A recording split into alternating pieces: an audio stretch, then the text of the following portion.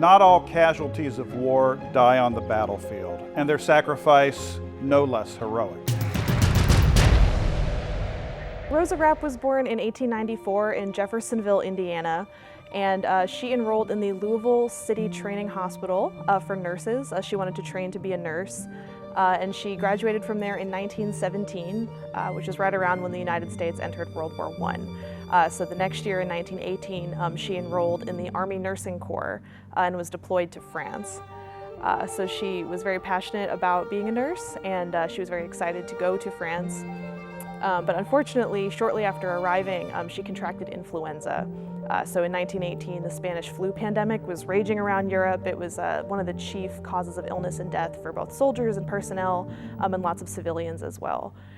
So she contracted the flu, and then about 2 weeks after arriving in Europe, unfortunately, she did pass away from influenza, and she's still buried abroad in France. So the portrait was actually presented to KHS in 1920.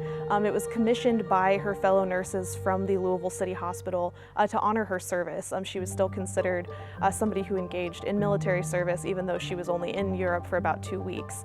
A fellow nurse, Emma Hunt, was actually present here at the ceremony, and she described Rosa as being very passionate and very devoted to her patients in just the short time she was able to serve. So as you see in the portrait, it is very striking. I mean, you can see her in her uniform, you can see her face really clearly. She's so young. She was only 23 when she passed away, so I kind of connect to her that way. I'm about her age, and just to imagine the kind of courage it takes to go abroad and serve that way.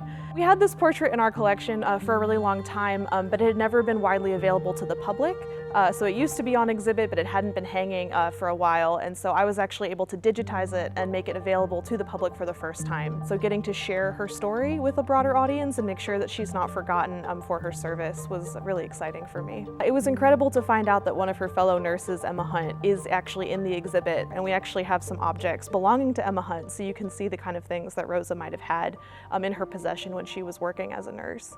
So in Our Stories, Our Service, you can learn about Red Cross nurses and all the other ways that women have served throughout the United States history of armed conflict, especially the First World War. We have a lot of artifacts. We've got a stretcher and a garment bag, a dog tag, different things like that, so you can really get a physical sense of these women and the amazing work that they did.